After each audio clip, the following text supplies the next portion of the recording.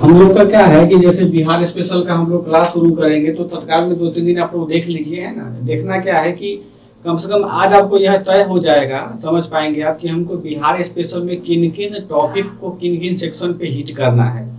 पूरी इतनी मोटी मोटी किताब आती है बिहार के लिए, तो उतना पढ़ने की जरूरत हमको नहीं पड़ना है। हमको स्मार्टली पढ़ाई करके निकल जाना और एक भी क्वेश्चन हमारा नहीं छूटे, हमको वहां पे वर्क करना है। ठीक है, हम लोग क्या देखते हैं आज बिहार के संदर्भ में जानने का प्रयास करते हैं। अगर आपके पास चार्ट होगा, है ना, जैसे मान लो कि मैथमेटिक्स में लोग पाई चार्ट बनाते हैं, जैसे ये क्या घेरा हो गया कोई सा, तो 38वीं बीपीएससी से लेकर के यानी 60th बीपीएससी में क्या था, 38वीं बीपीएससी में क्या होता था, इसमें केवल और केवल 100 क्वेश्चन पूछे जाते थे बीपीएससी के द्वारा। इसमें क्या था कि बिहार स्पेशल से इस साल एक भी क्वेश्चन 0 क्वेश्चन पूछे गए थे, यानी एक भी प्रश्न बिहार स्पेशल से नहीं पूछा गया हुआ था। ध्यान से देखिए, जब 38वीं बीपीएससी में 100 नंबर का क्वेश्चन पूछा जाता था और केवल उसमें बिहार स्पेशल का एक भी क्वेश्चन नहीं पूछा गया, तो बीपीएससी को संभवतः इस बात का अनुमान हुआ कि भाई हमसे क्या गलती हो गई, है ना। क्योंकि क्वेश्चन के बाद वो लोग भी तो मीटिंग करते हैं ना कि हमसे क्या समस्या हो गई, नहीं पूछ पाए। अब आप देखिएगा कि उसी समय में जैसे कि किसी किसी बुक में आपको 2 क्वेश्चन मिलेंगे, किसी किसी बुक में 3 क्वेश्चन मिलेंगे, किसी किसी बुक में 4 क्वेश्चन मिलेंगे। लेकिन यह जो क्वेश्चन पूछा गया था, जहां किताब में 4 क्वेश्चन लिखा गया हुआ है, वो बिहार के पॉपुलेशन से पूछा गया हुआ था। सॉरी, जो इंडिया का पॉपुलेशन है ना, उसके संदर्भ में पूछा गया हुआ था। स्पेशली बिहार स्पेशल क्वेश्चन अगर हम हिट करके बोले कि बिहार स्पेशल पूछा गया था, तो इसमें आप लोग 0 समझ के चले कि यहाँ कुछ नहीं पूछा गया हुआ है। इसका ट्रेंड जो होता है ना, वो 46वीं बीपीएससी से बढ़ता है। यहाँ ध्यान दीजिएगा, इसके बीच में बहुत सारे पेपर हुए हैं, है ना, उस सब का आपके पास चार्ट है, उसको देखिएगा। एक बार क्या हुआ कि 67वीं बीपीएससी में बीपीएससी वालों ने जब क्या हुआ कि इसके 39वीं बीपीएससी फिर क्या हो गया, 150 क्वेश्चन का पूछा जाने लगा कुछ पेपर। उसके बाद से अभी तक 150 क्वेश्चन का है। इस 40वीं बीपीएससी में जब 150 नंबर का क्वेश्चन होता था, इसमें से 23 क्वेश्चन जो है वो खाली बिहार स्पेशल का पूछा गया था, है ना। और यही सब पैटर्न बिल्कुल डिफरेंशिएट हो गया, बट गया कि बिहार स्पेशल से जो प्रश्न पूछे जाएंगे वो किन किन सेक्शन से पूछा जाएगा। जैसे हम लोग नेशनल लेवल में पढ़ते हैं ना, हिस्ट्री पढ़ते हैं, ज्योग्राफी पढ़ते हैं, पॉलिटिकल सिस्टम पढ़ते हैं, करंट अफेयर पढ़ते हैं, आईआर पढ़ते हैं, उसी अनुसार में या उसी प्रकार से बीपीएससी ने भी क्या किया है, अपने जो सब सेक्शन है स्टेट लेवल पे उसने बांट दिया है। मतलब क्या किया, बिहार का आपको हिस्ट्री पढ़ना पड़ेगा, बिहार का ज्योग्राफी पढ़ना पड़ेगा, बिहार का पॉलिटिकल सिस्टम पढ़ना पड़ेगा, बिहार का कल्चर पढ़ना पड़ेगा। उसको हम लोग देखेंगे आगे कर करके कैसे कैसे पढ़ना है। पहले हम ट्रेंड को समझते हैं। देखिए, तो और किसी भी बीपीएससी में क्या हुआ कि किसी किसी बुक में 0 है, किसी किसी बुक में 4। तो 4 क्वेश्चन कहाँ से पूछा गया, हमने बताया कि वो जो इंडिया का सेंसस हुआ था उसी के आधार पर उसने पूछ दिया हुआ है। अगर हम 39वीं से कहाँ तक देखते हैं, 45वीं तक, ध्यान रखिएगा आपके पास डाटा उपलब्ध है। बीच में 39 टू लेकर के 45 बीपीएससी तक अगर हम देखते हैं क्वेश्चन को, आप है ना, उसमें देखेंगे कि इसमें लगभग 10 प्लस क्वेश्चन, यानी कई बार 12 क्वेश्चन और कई बार तो 19 क्वेश्चन पूछे गए हुए हैं किसी एक ईयर में। तो जरा सोचिए कि 100 नंबर 150 नंबर में हमको 12 क्वेश्चन छूट जा रहा है, तो हम अपनी प्रतिस्पर्धा से कितना अलग हटते चले जा रहे हैं। बात समझ रहे हैं? तो अपने आप को एनालिसिस कीजिए। यानी हमको एक एक क्वेश्चन का यहाँ मार है। देखते हैं पीटी में 5-5 लाख का फॉर्म भरता है, लड़के हजारों में क्वालिफाई करते हैं, लाखों तो खैर दूर की बात है। तो हमको उसमें कम्पीट करना है भाई। पीटी पास करें तब तो मेन समझेंगे। तो पहले ट्रेंड को समझते हैं। अब देखिए कि 46वीं में क्या हुआ कि बीपीएससी ने जंप मारा। तो जंप मारने के बाद में फिर क्या हुआ कि 46वीं 47वीं भी यही ट्रेंड रहा कि 19 क्वेश्चन 20 क्वेश्चन के आसपास पूछा जाता रहा। अब क्या है, इसके आगे हम जब जाएंगे कि 48 यानी 40, ये मान लीजिए कि 47 से लेकर के 49 तक, है ना, 49 थी बीपीएससी तक। इसमें अगर आप लोग देखे होइएगा तो लगभग 12, 13, 14 यही कॉन्स्टेंटली पेपर का क्वेश्चन पूछा गया है बीपीएससी के द्वारा, है ना। अब क्या कि जैसे जैसे बिहार में राजनीतिक जागरूकता आया, जैसे जैसे अच्छे अच्छे लोग आ गए बीपीएससी में सदस्य बन करके, बीपीएससी का अध्यक्ष बन के, उनका कॉपी कई बार क्वेश्चन पेपर बाहर से प्रिंट होकर बन के आता था, कई बार अच्छे से यूनिवर्सिटी के प्रोफेसर सेट करते थे ना। तो अब क्वेश्चन का लेवल भी बढ़ने लगा और क्वेश्चन का दायरा भी बढ़ने लगा। लेवल और दायरा दोनों अलग। लेवल का मतलब होता है कि अब फैक्ट के आधार पर आप क्वेश्चन को नहीं बना सकते हैं। अब आप बनाइएगा, जब तक आप चीजों को नहीं पढ़िएगा तब तक आपका क्वेश्चन नहीं बन पाएगा। उसको लेबल बोलते हैं। जैसे अभी 66 का क्वेश्चन पूछा होगा कि एक योजना के बारे में पूछा गया हुआ था, उसमें जो 5 ऑप्शन दिए थे, ई को छोड़ के जो 4 ऑप्शन दिए गए तो सब अपने आप में सही थे, लेकिन बेहतर उसमें से कौन विकल्प होता यह आपको चूज करना था। तो यह आप तभी चूज कर पाएंगे जब अपने टॉपिक को गहराई से पढ़ा होगा। बात समझ में, इसी को बोलते हैं लेवल को उठाना। और दायरा बढ़ाने का मतलब यह हुआ कि देखें कि 66वीं बीपीएससी में पहला बार ऐसा मतलब घटना घटा है कि बिहार का कोई राजनेता मरा, उसका पूछ दिया कि भाई कब मरा, कौन से पार्टी का। इससे पहले आपने देखिएगा कभी भी नहीं पूछा था बीपीएससी में। यानी बीपीएससी अब क्वेश्चन कहाँ से पूछेगा ये ना हम बता सकते हैं, ना तो कोई और आपको दुकान वाला या कोई टीचर बता पाएगा। अगर कोई बताता है कि यही पूछेगा तो समझिए कि आपको बेवकूफ बना रहा है। ऑनेस्टली आपको हम बता दे रहे हैं। यानी क्या कि अब हमको एज ए कैंडिडेट एक भी क्वेश्चन को छोड़ करके नहीं जाना है बाहर में पेपर देने के लिए। हम हर पहलू को पढ़ेंगे। तो देखिएगा कि 53वीं से लेकर के जब आगे का भी जो 66वीं का ट्रेंड है ना, अब इस क्वेश्चन का बिल्कुल दायरा बढ़ता चला गया। यानी 53 से लेकर के अभी 66 तक की हम बात करेंगे। तो 53वीं से क्या हुआ कि अगर हम औसत निकालें दोनों सब का तो लगभग 16 प्लस प्रश्न आते हैं। यानी 53वीं का आपके पास डाटा होगा और 66वीं का डाटा होगा, सब पूरे अंक को जोड़िए और उसको भाग दीजिए वही इसके ईयर से 16-17 के आसपास आएगा। यानी अब देख रहे हैं 150 प्रश्नों में से लगभग 17 प्रश्न या 16 प्रश्न हमको बिहार स्पेशल से पूछा जा रहा है ना। कयामत तो और ज्यादा करता है क्या कि जब 64वीं बीपीएससी का भी रिजल्ट आया है, 64वीं बीपीएससी ने क्या किया है, लगभग 24 क्वेश्चन जो था वो खाली बिहार स्पेशल से पूछ दिया। तो जरा बताएं, अगर हम बिहार स्पेशल को पढ़ करके नहीं जाएंगे तो क्वेश्चन हमसे सॉल्व हो पाएगा? नहीं सॉल्व हो पाएगा। ऐसे ही देखिएगा कि 66वीं बीपीएससी हम जब पेपर देकर के हम लोग आए हैं, जैसे 64वीं का हो गया, फिर 65 का है, फिर 66 का है। आप लोगों को सुनने और समझने में दिक्कत होगा तो हमको रिकॉल कर लीजिएगा, हम फिर से दोबारा बता देंगे। ऐसा नहीं कि हम स्पीड में बढ़ रहे हैं, आपको समझने में दिक्कत हो रही है, बिल्कुल ऐसा नहीं करना है। आपको टोक करके पूछ लीजिएगा हमसे। देखिए तो 64 में क्या था कि बीपीएससी 24 क्वेश्चन पूछ दिया। अब क्या है कि 65 आता है, 66 आता है। तो आपको पता होगा कि बीपीएससी ने 65वीं और 66वीं में 2 बार पेपर लिया था। यानी 65वीं में अगर हम ट्रेंड करें, यानी एक बार पहला शिफ्ट में हुआ था, दूसरा क्या कुछ दिनों बाद हुआ था। फिर 66वीं में भी वही किया था कि 2 बार पेपर ले लिया था बीपीएससी ने, है ना। अब देखिए यहाँ पे ट्विस्ट कैसे किया है बीपीएससी ने कि जब 65वीं बीपीएससी का जो 2 बार पेपर हुआ था, तो जो पहला पेपर हुआ था ना, जो पहला बार जो उसको ओरिजिनल पेपर बोलते हैं, उसमें 21 क्वेश्चन पूछा गया था खाली बिहार स्पेशल से। अब जरा आपके पास अगर गणित का थोड़ा बहुत ज्ञान होगा तो आप जोड़ लीजिए कि 150 में 20% 21 क्वेश्चन कितना होता है ना। ये लगभग 16% 15% के आसपास, 15 दूना 30, 15-16 के आसपास आएगा, 16% के आसपास। ठीक, अब देखो फिर जब सेकेंड शिफ्ट का पेपर हुआ तो उसमें केवल और केवल 4 क्वेश्चन पूछ दिया। तो जो पटना से लेकर के दिल्ली तक महारथी बैठे हुए हैं, उन्होंने क्या किया, उन्होंने अनुमान लगा लिया क्या कि अरे अब तो बिहार स्पेशल का क्या हुआ कि पहला बार बीपीएससी का क्वेश्चन पूछा, अगला पेपर में क्या पूछा, 4 क्वेश्चन पूछा है, तो 66वीं के पेपर में बिहार स्पेशल क्वेश्चन है बीपीएससी नहीं पूछेगा। ये अगर हम सही बोल रहे हैं, अगर आप लोगों के पास थोड़ा सा सेंस होगा तो आपने भी सुना होगा, चाहे यूट्यूब हो या फिर किसी और अपने सीनियर से पूछा होगा। क्यों पूछा होगा, बताया होगा उन्होंने, क्योंकि उनका एक ही प्रमाण रहा होगा क्या कि अरे बीपीएससी ने क्या किया 65वीं में बिहार स्पेशल को क्या किया कि थोड़ा सा लो लेवल पर रखा कि क्वेश्चन ही नहीं पूछा। देखिए 4 क्वेश्चन हो तो लोग ऐसे ही पॉपुलेशन पढ़ के बना देते हैं, वही क्वेश्चन पूछा गया पॉपुलेशन से ही। लेकिन देखिए जब हम इसमें क्या, बहुत सारे बच्चे जो हमारे जानकार हैं, जो जानने वाले हैं, उन्होंने 66वीं बीपीएससी के लिए बिहार स्पेशल पढ़ा ही नहीं। बोला कि सर अब तो 4 क्वेश्चन पूछ रहा है, अगला साल पूछेगा नहीं तो हम क्यों टाइम वेस्ट करें। हम कहें ठीक है, हमने उसको बोला कि भाई तुम पढ़ते रहो, लेकिन नहीं कोई सुनना वाला को लोग।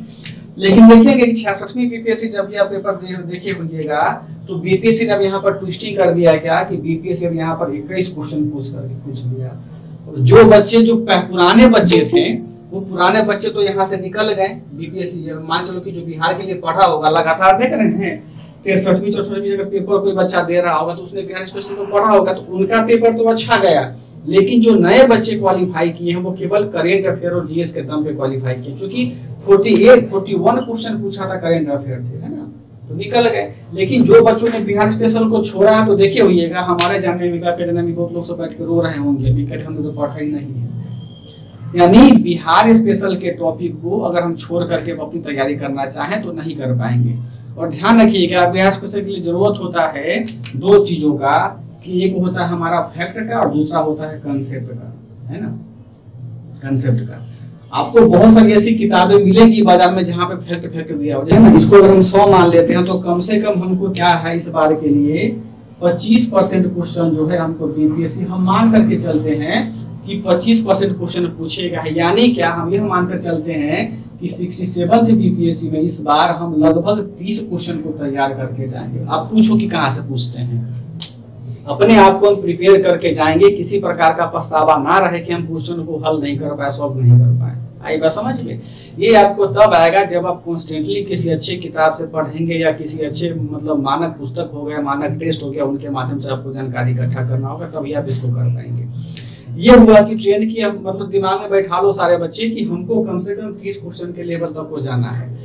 अगर आपके घर जहां आप क्लास कर रहे हैं या फिर रूम में भी बैठे हैं, आसपास आपके पास मैप होगा तो जरा दिमाग दौड़ाइए आप, है ना, या फिर माइंड में मैप है भारत को तो सोचिए। देखिए बिहार के आसपास के राज्यों पर जब हम ध्यान देते हैं, देखिए जैसे कि हम सबसे पहले पश्चिम से उठ करके आते हैं। देखो पश्चिम में क्या है कि पंजाब से आइए, पंजाब, हरियाणा, हिमाचल प्रदेश, उत्तराखंड, उत्तर प्रदेश, बिहार, पश्चिम बंगाल।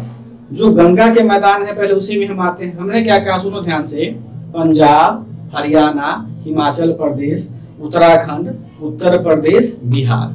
ठीक, नीचे आ पाओ, राजस्थान, मध्य प्रदेश, छत्तीसगढ़, झारखंड और पश्चिम बंगाल। जिन राज्यों का हम नाम लिए हैं इंक्लूडिंग बिहार, है ना, इंक्लूडिंग बिहार, इन सारे राज्यों में समानताएं क्या है? अगर हम उत्तर प्रदेश को छोड़ दे तो, यानी उत्तर प्रदेश में क्या है, वहां का क्षेत्रीय जो क्वेश्चन पेपर होता है वो 3 से 4 ही पूछते हैं, 150 का क्वेश्चन वहां पे, यूपी स्पेशल अब नहीं पूछता, यूपीपीसी उत्तर प्रदेश आयोग जो है वो।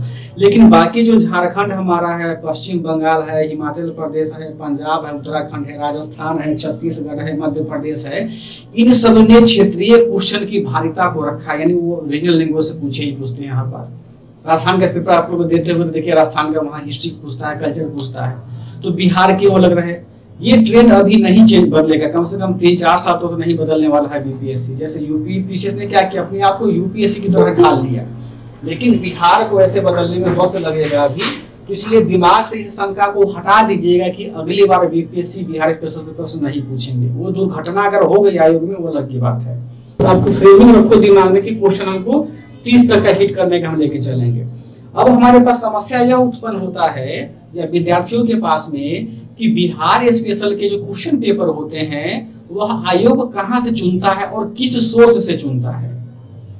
जानते हैं क्या कि इसका हम बिहार स्पेशल के जो प्रश्न होते हैं वो बिहार स्पेशल के प्रश्न कहां से पूछे जाते हैं, है ना। देखो हम लोग क्या करते हैं, जनरली जो नए बच्चे होते हैं, पुराने बच्चे, मार्केट में गए, कोई भी किताब हमको मिला, किताब उठा करके ले और उसको हम क्या किए, पढ़ना शुरू कर दिए। हम लोग जनरली यही काम करते हैं, है ना। यह बिल्कुल गलत होता है। आप देखिए होइएगा, जो बच्चा अच्छे से क्वालिफाई करता है, अच्छे रैंक के साथ क्वालिफाई करता है, उसमें आप में और हम में यही अंतर होता है कि वो क्या करता है कि स्ट्रेटजी के साथ में काम करता है, तब जाकर के वो क्या होता है कि अच्छा रैंक ला पाता है। और हम जैसे आप जैसे बच्चे क्या होते हैं, बस उनकी तारीफें करते हैं, कमेंट करके रह जाते हैं, है ना। तो किसी भी पेपर को क्रैक करने से पहले हमको यह जानना जरूरी है कि उसका सिलेबस क्या है, पैटर्न क्या है। तो हम जानते हैं आज क्या कि जो बिहार स्पेशल के प्रश्न पूछे जाते हैं बीपीएससी के द्वारा, वह बिहार स्पेशल के प्रश्न कहां से पूछे जाते हैं और हम कैसे कैसे क्लासिफाई करके इसको पढ़ें ताकि हमारा एक भी प्रश्न नहीं छूटे। यहाँ आप लोग ध्यान रखिएगा, यह जो क्लासिफिकेशन किए हैं यह हमारा खुद का क्लासिफिकेशन किया गया हुआ है। हो सकता है इस क्लासिफिकेशन से आप संतुष्ट ना हो, है ना। तो जो व्यक्ति संतुष्ट नहीं होंगे हमसे राष्ट्र में प्रश्न पूछ लीजिए कि हम यहाँ से संतुष्ट नहीं है आपके पास, हम आपको के जवाब को भी देने का कोशिश करेंगे, है ना।